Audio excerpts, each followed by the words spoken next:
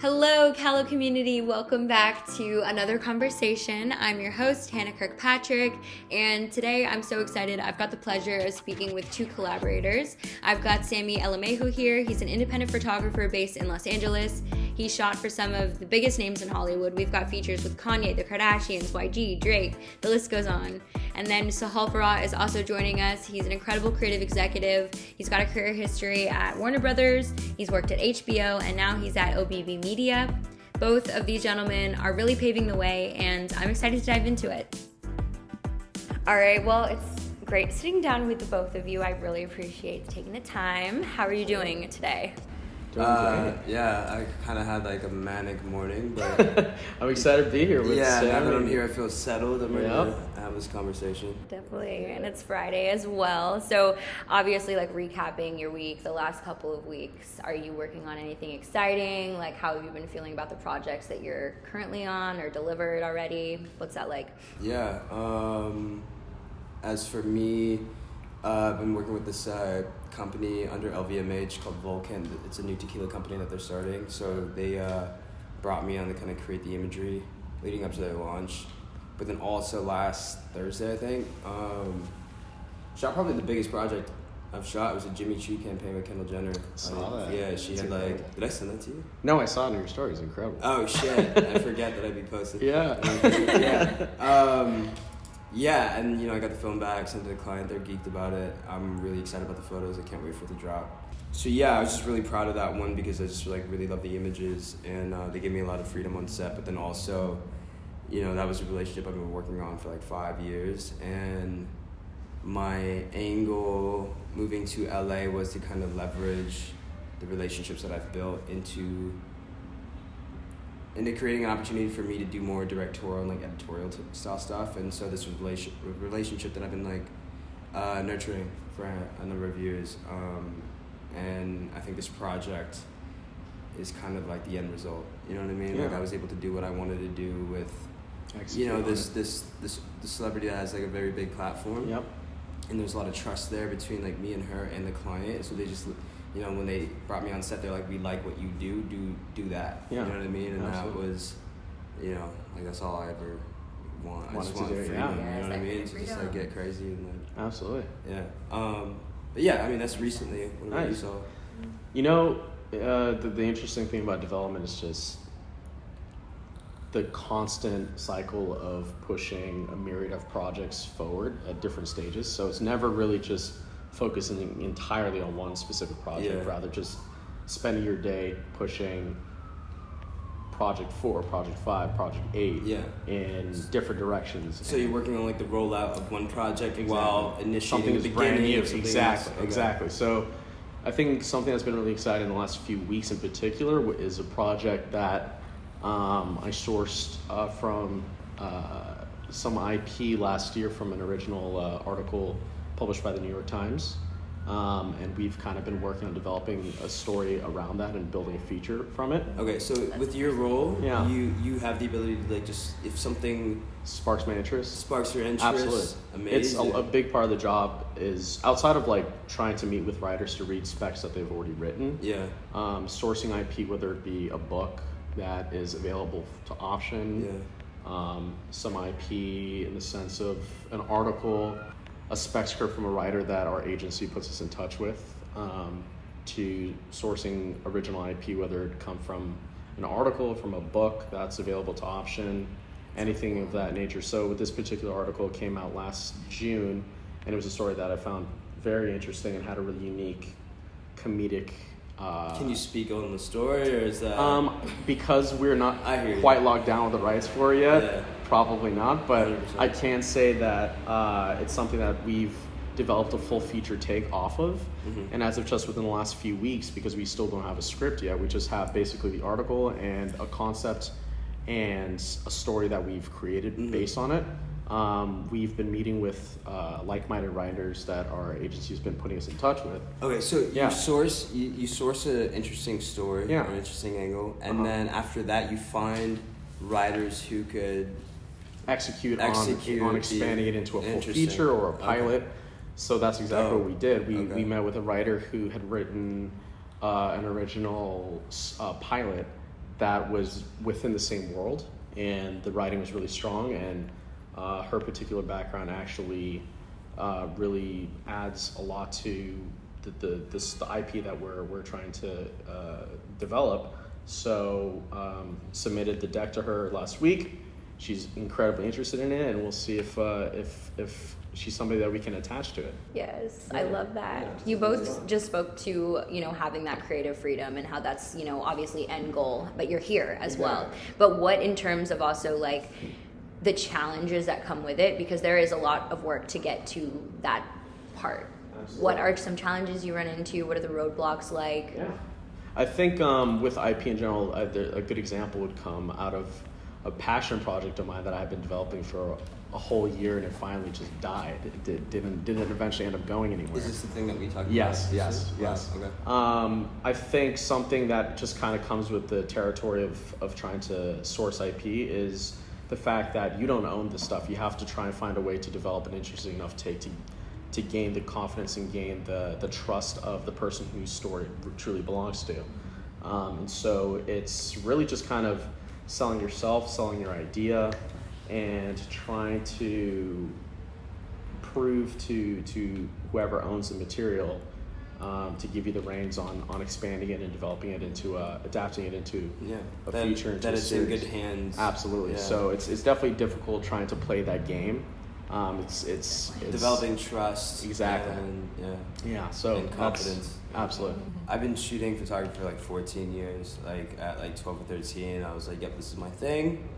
It's really easy. Like I just kind of like stuck with it. I've had the same goals since I was in middle school, I've had the luxury and the privilege to like work with like a number of like really big artists, but like I might be at P. Diddy's house or like at Drake's like birthday working with these huge celebrities. I mean, the biggest always this entire time has been money. Absolutely.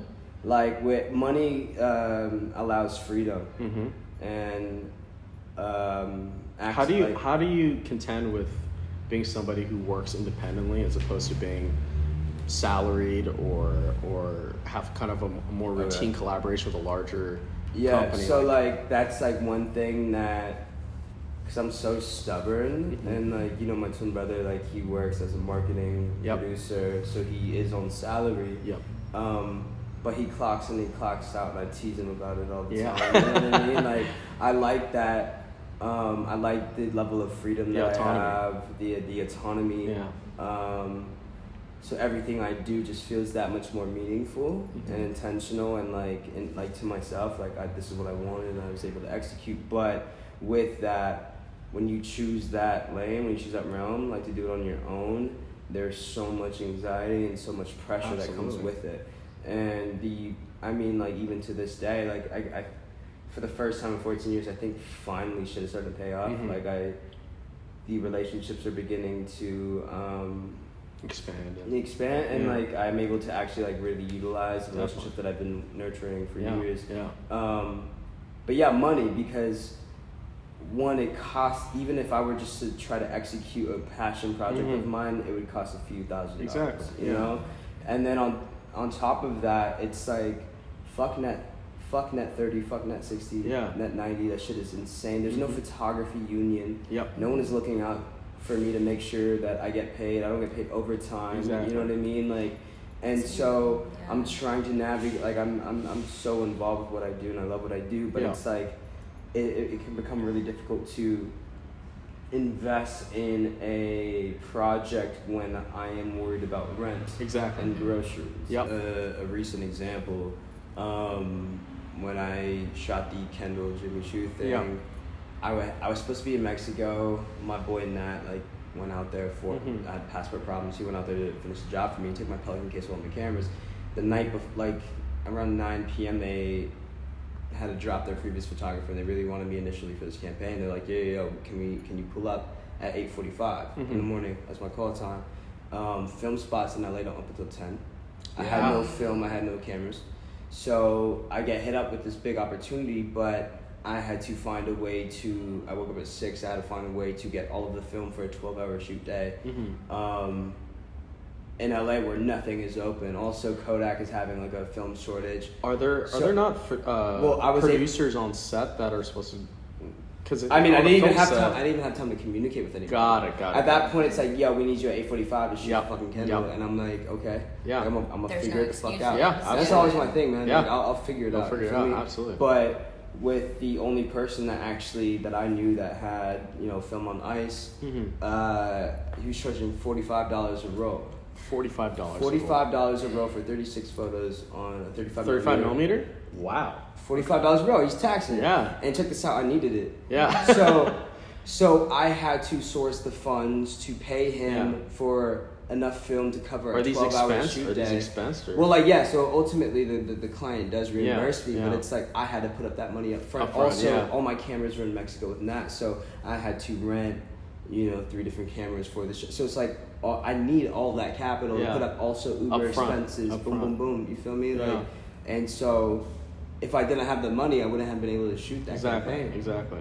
Obviously I get reimbursed, but it's like, one, I'm still waiting on 2 invoices for jobs I shot a month or 2 months ago. You also don't know when you're going to get necessarily reimbursed as Yeah, well. It's exactly. that idea of, it's and these clients and these like celebrities, like they, I think they lose a little bit of touch, understanding that I'm not of this. Exactly. I don't have the capital like they do to make this shit happen. Yeah. And it's very lackadaisical on their part. Whereas I'm over here like, God damn, I gotta pay rent. You know what I mean? I feel that. I respect it. It took years for me in LA working to even like buy my own camera gear. I was constantly renting just because I never had enough money at one time to purchase equipment and get my groceries covered and like my bills paid. You feel me? So I would say like this is the biggest struggle has been like just money, like just straight up, and like well, you're getting there. Yeah, hopefully. I don't want to put in the work, but like hopefully somebody is like, yo, we should put together a union for like creatives, because there needs to, this shit that we do is so important. Art is important, and we need to be able to protect the creatives who are brave enough to pursue it. You know what I mean? Absolutely. This shit is hard. Yeah.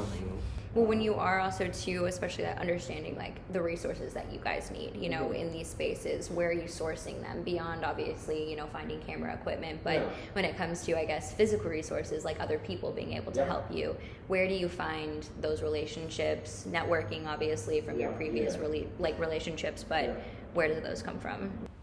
I say that generally any resource that I've built that I've been able to leverage into a job. Of a personal It just starts off personal conversation. Yeah. I speak to everybody the same exact way. Absolutely. The way that I talk to you is the same way I talk to Drake, is the same way I talk to my mom. Yep. Yeah. And so it's just about building genuine relationships. Definitely. I think that's what a lot of people. I hate the word networking. Yeah. It's just dick. I mean, riding, it is. Like, exactly. It's like, yo, just be a good human.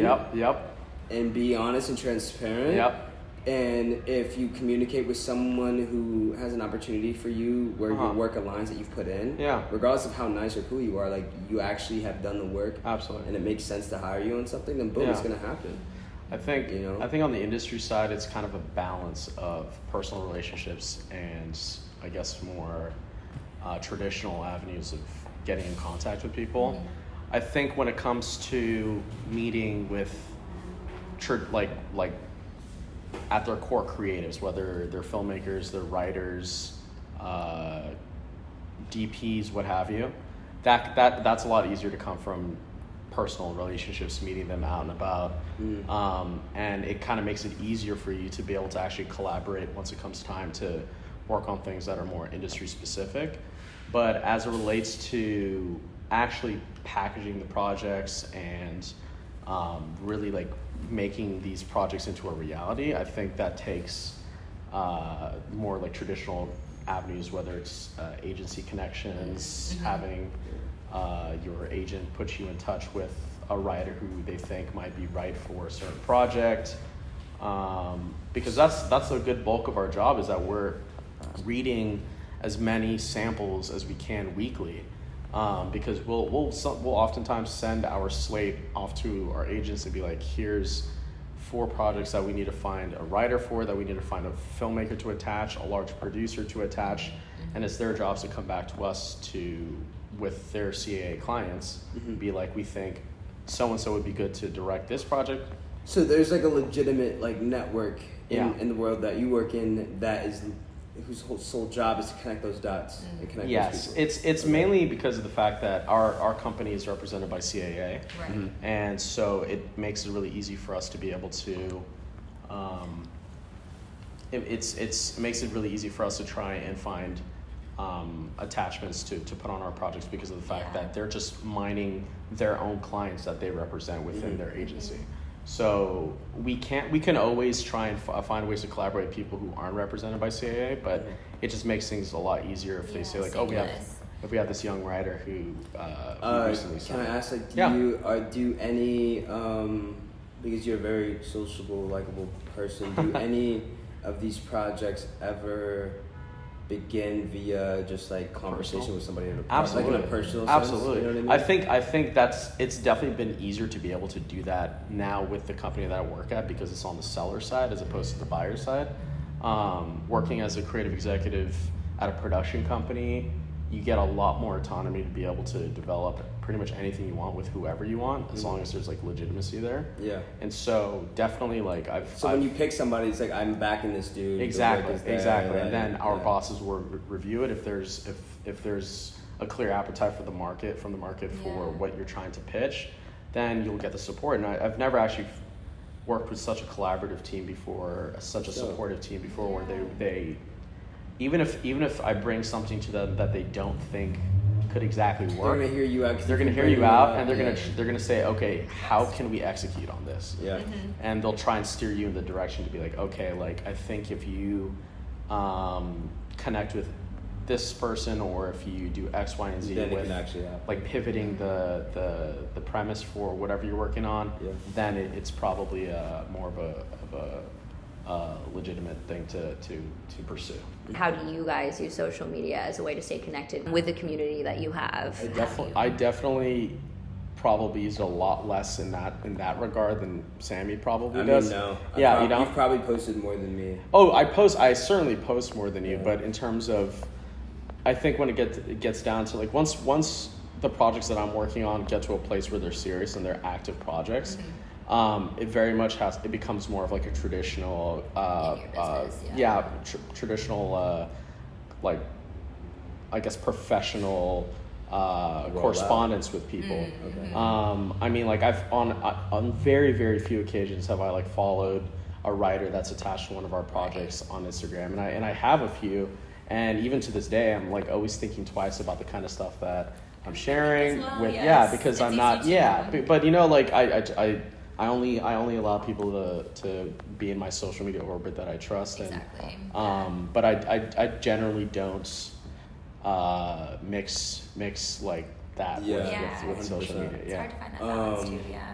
Yeah, I mean, like me as well. I have a very unorthodox approach to social media as a photographer. Like today, obviously, like the angle of any photographer is to like utilize a platform. Absolutely. Constantly be posting. A lot of kids have like schedules in which they post. I literally have posted like maybe 4 times in the last like 2 years. Yeah. And they've been like troll posts. You know what's funny? You know what's funny about this guy? I even like have fully messaged you saying, dude, you need to post this. Yeah. There was this one photo that he took a few months back. One of the most viral music related photos I've seen in years. He had taken a picture that included Baby Keem, Drake, Kanye, Travis Scott, Young Lean. Yeah. There was one more it was I think it was that vibe. Yeah, it was the most stacked photo anyone's ever seen. It was like a historic hip hop photo. I hate the photo. And it went, I'm not joking, I think for 3 days straight on my Instagram. On the myriad of media publications that I follow, Complex Magazine, Vulture, all this stuff. All I was seeing on my newsfeed, not from friends, but from publications, was my friend's photo, and he was not sharing it whatsoever. And I literally one day I was like, bro, stop being an idiot. Post it and claim it as your own. I know everyone's tagging you. I hated the photo, and I fully was not gonna do it. And one day I was like drunk, and I'm like, "Fuck." You're like, I'm gonna do it, whatever. Yeah, and you did it with a frowny face in your caption with nothing else. You know, I've had the luxury and the privilege to work with like a number of artists and like influencers, whatever, who have big platforms. and so often they will post and then tag me, which, including my company. if somebody, you know what I mean? Like, if, like, Kendall posts a photo and tags me, I'll get, like, a couple thousand followers. Yeah. But then I think over the course of months, like, this kid just start literally drop off. doesn't post. Exactly. You know what I mean? Like, it's like, and I'm not concerned because, like, I'm working, direct with the source. Exactly. I don't care necessarily. I don't know how it's gonna sound, but like I don't care necessarily to impress like 500 kids from Iowa. Yeah. It's just like more so like more so like this client knows who the fuck I am. They're pitching for me in these meetings. And you're booked and busy. They hire me, they pay me. My bills are getting paid, which is like the only thing. Like I have like Dude, there's like. Your priorities are in. Yeah, you know what I mean? So I don't Yeah. care much for social. Also, like, I will say, and this is something that had been told to me, was that, so I've been working on this coffee table book with H-Wood for the last 5 years. Very cool. And it's like an intimate film portrayal of, like, celebrity influential nightlife in LA. Yeah. And so that's how I've been able to meet, like, the Drakes and the Kardashians. Exactly. And over years of me shooting with them, I've been able to form this, like, this trust and this relationship. And so they'll give me their real, like it becomes really intimate, they're really comfortable around me. And then also one thing that they've noticed is that I'm not posting anything. Exactly. Would you say that perhaps like all these like large personalities almost tend to trust you and actually enjoy the fact that you're not clout chasing and posting 100%, so much about 100%. them? Like Lucas Sabat had like brought this up to me like a couple years ago where he's like, I love that like none of this shit is gonna get posted. Exactly. And it's like, because I'm not out here trying to impress nobody. Yeah.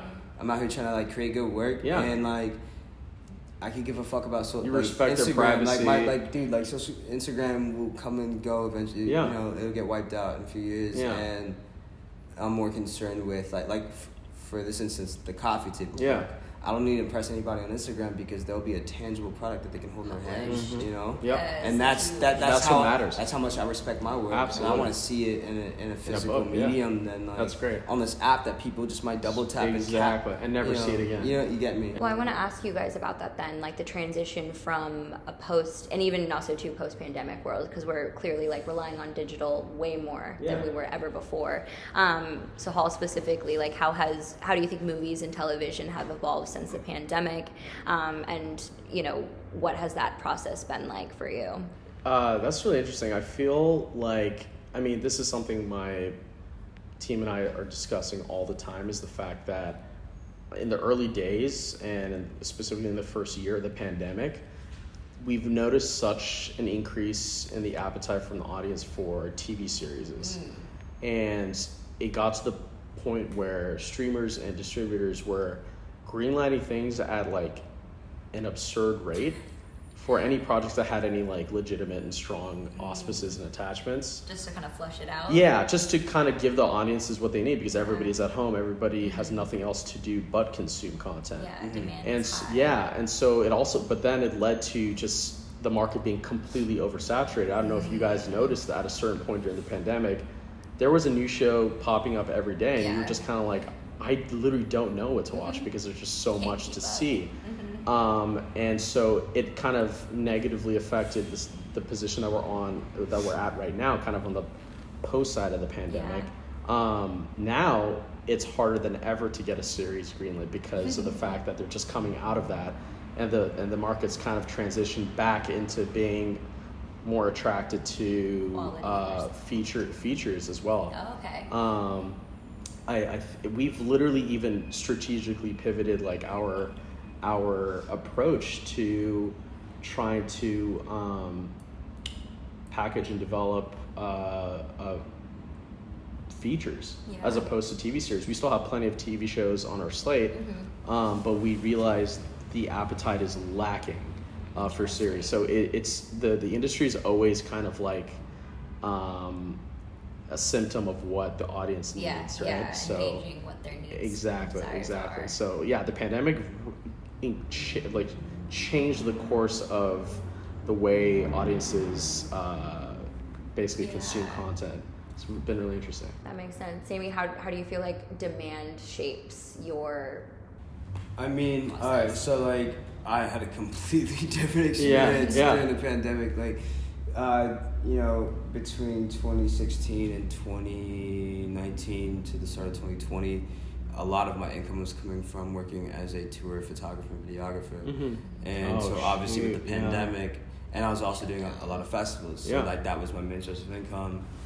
And like literally a week prior to the pandemic, like really going into full like launch or whatever, like I had like moved into a spot, like the most expensive like apartment that I had, like on a 6 months lease, and I lost every job that I had booked for like the next 6 months. So I'm just like, yo, I'm fucked. Like actually, just and so like literally, in order to even pay for the apartment that I didn't live in for 6 months, I went to Seattle and like did like construction work for like my dad. Yeah.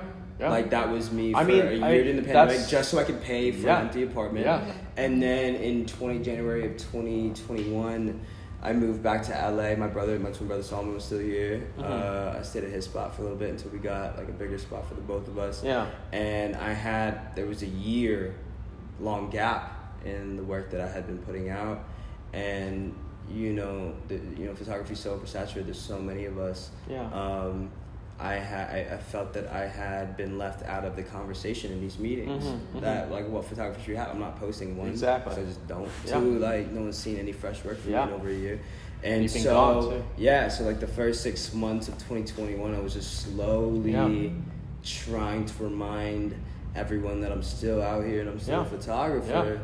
And then I would say like about 8 months in, finally, like 8 months into 2021, I finally got in a position of where like momentum was starting to build back again, because I was on a high before the pandemic hit, and then crashed like completely. I think that's really interesting too, because I think my side of the industry was probably one of the only parts of the industry that we struggled at certain points too, but I think it was the only part of the industry that was relatively unchanged during the pandemic, outside of we're at home trying to watch some shit. Exactly. Outside of audience appetite for certain things, because physical production was at a standstill as well. And like I think that's something that it kind of is in the same line as what Sammy does, because he's a photographer, he has to be on set, he has to be surrounded by people, it's a very interpersonal vocation, right?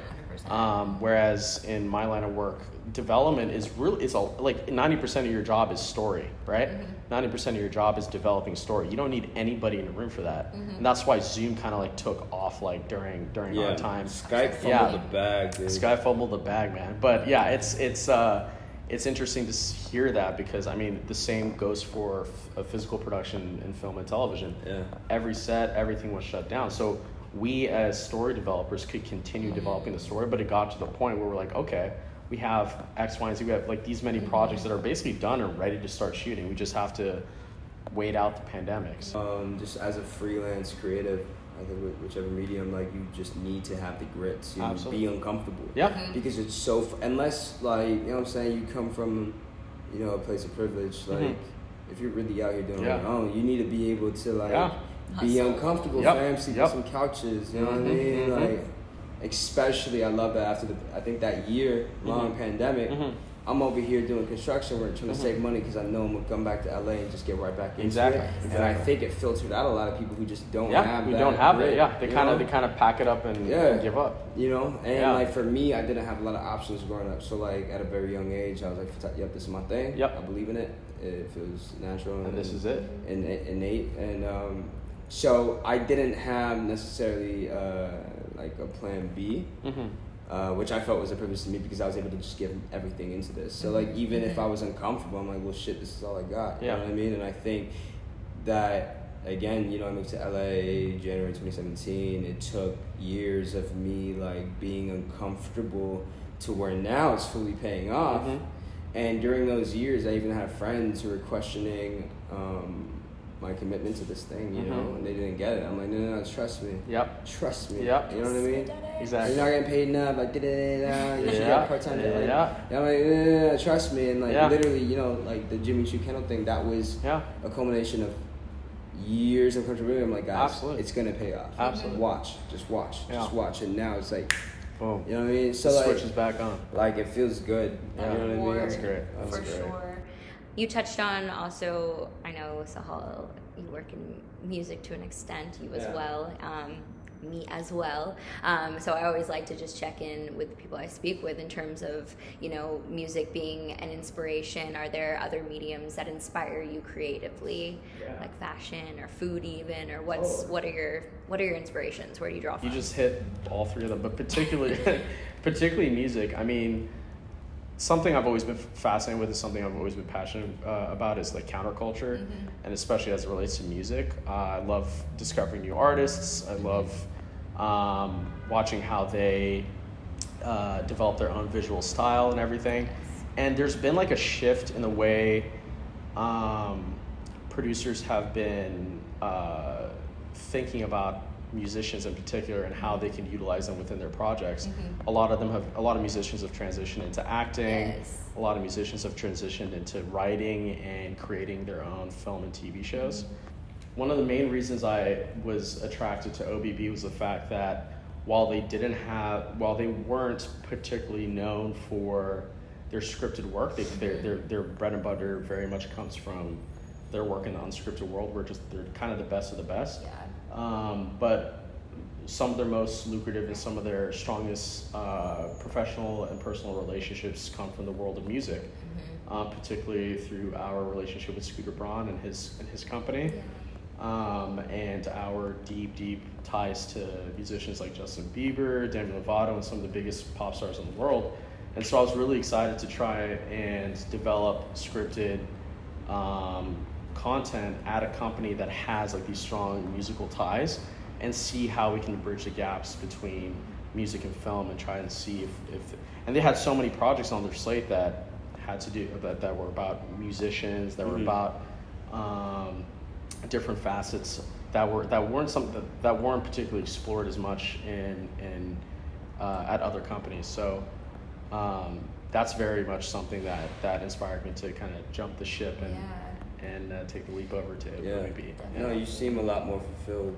Definitely. It's a lot more creatively fulfilling, and it's really exciting to be able to try and find ways to bridge those personal relationships with some of the bigger musicians that you and I are friends with, and try and find ways to collaborate with them and find what inspires them about film and TV and the kind of stuff that they want to do. Obviously, considering that you've grown into this space, you know, that mindset that we were speaking about of your mindset has changed, obviously, like the more you've developed into your career, but in terms of also like what's next, you know, like what I know you two are planning on collaborating together at a certain point, like what's your relationship going to flourish into? What do you want to do next? Between me and him? I mean, I think it literally makes so much sense. You invest in original IP and you put that in front of produce something. You know? Yeah, we've been friends for a few years now. And we've always wanted to find a way to collaborate with each other. That was not going to happen while I was over at HBO, because I'm not working at a buy. You're not particularly staffing. You're not responsible for staffing up and coming filmmakers in that way, as you can at a production company where you have a lot more freedom to collaborate with anybody you'd like. And so, it's always been a dream of mine to try and find a way to help nurture and produce his first feature, a project of his that anything he's been working on. It's been fascinating to see how our worlds are slowly getting more and more intertwined. Even without us even trying. Without us even trying, happening. And this is something I'm huge on, and I want to speak on it. I'm never as far as networking relationships go and collaborating with your friends, I will never work or put a homie on or work with a homie off the strength of just friendship alone. You know what I mean? I'm looking at, are you the most suited for whatever job is that's needed important. To be executed? And I think the reason why it's innate for me and Sahal to work together is because I have no I genuinely have I don't care if any of my homies are working at any companies that I directly want to work with. I will be asked to work based off of the work that I produce alone. Absolutely. I you know what I mean? And that's really important in regards to networking.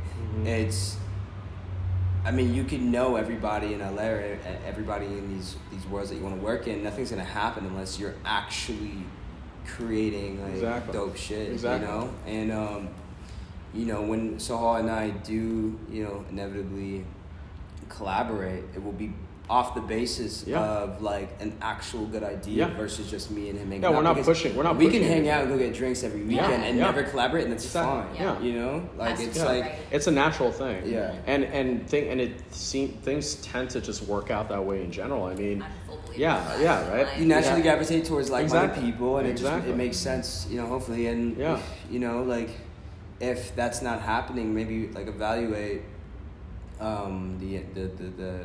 the frequency that you're on and who you're surrounding yourself with, and you know, try to move towards more like-minded people, but also come correct and come with a portfolio. And I think the type of talent that he collaborates with and the type of talent that OBB collaborates with are very much within the same worlds. I mean, just the other day he was shooting an event for a Hailey Bieber launch party that my company actually was responsible for the branding and marketing for, and I'm getting a picture from him and my CEO taking a picture together in the middle of the night, and look, we're just friends. This is incredible. We're just friends. I didn't put him in touch with my boss. Like, it just we didn't happened. force that at all. And so I think like that it just makes it clear that there's something for us down the line.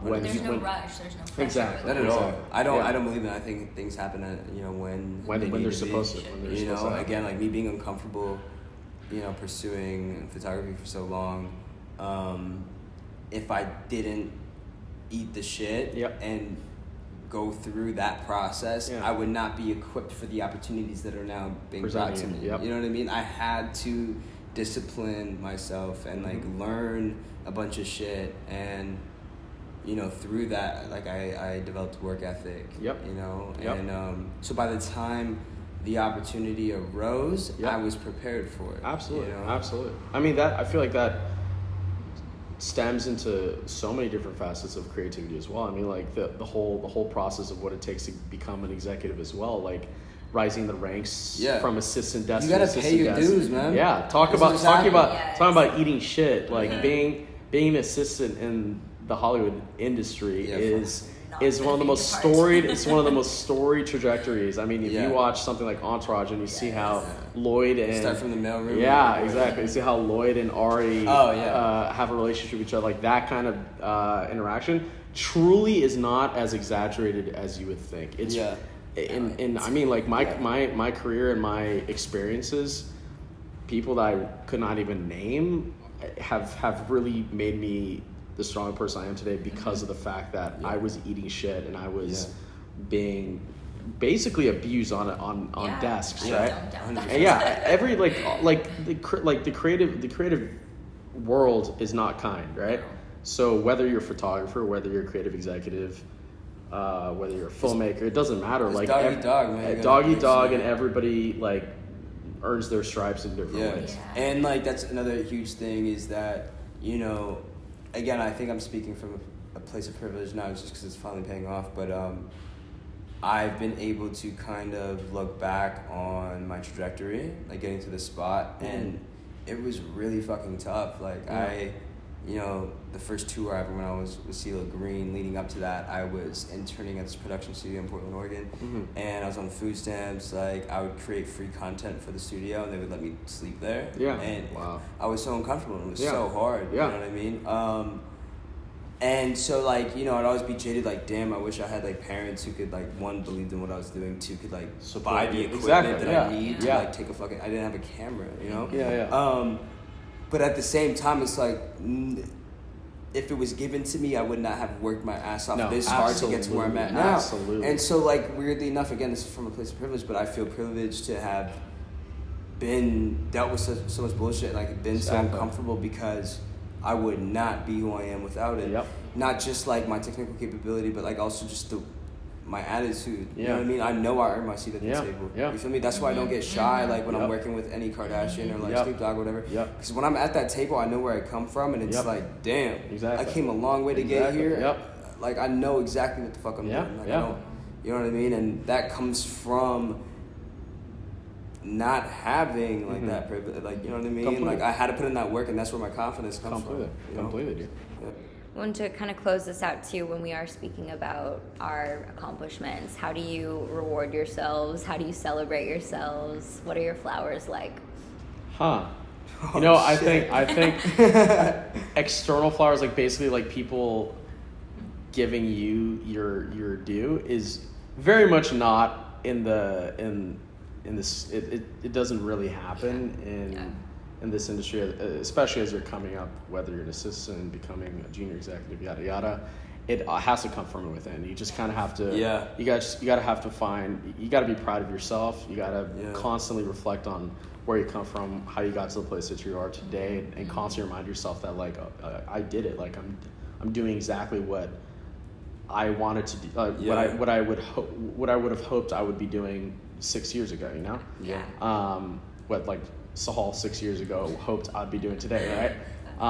So it's nobody's gonna express how proud they are of you except for yourself, outside of maybe your family and your loved ones. Yeah. No, 100%. It needs to come from within. Yeah. Like when I first started, like finally when I got my first big break in 2016, like touring with CeeLo Green, all my homies were like, "Oh shit, Yeah. you actually did it." And I'm like, and for me, I wasn't excited because I'm like, well, yeah, I told you. You know what I Yeah. mean? Like this isn't even like half of it. Yeah. I still got to go make a movie. Yeah. You know what I mean? But like people are like. And so people like will like homies and like family, like they'll gas me up over like, you know, the Kanye photo. Yeah, yeah. And I'm over here like, Okay. I mean, it's a shitty photo, like Yeah. boom, like Yeah. I already, like dude, like this was the whole trajectory, and Yeah. it's funny like seeing people like kind of be shocked that you did the thing that you said you're gonna do. Yeah. And for me, like I was really thinking about that question. Like I never really haven't really fully yet had a moment of like. Self-reflection and like smelling the flowers, like there's still so much left to do. Thank you guys so much for tuning in today. This is your host, Hannah Kirkpatrick, signing off and closing out another fantastic interview. Today was awesome, and if you guys want to keep up to date with everything, be sure to subscribe to our newsletter and follow us on social media at wearecallo.com.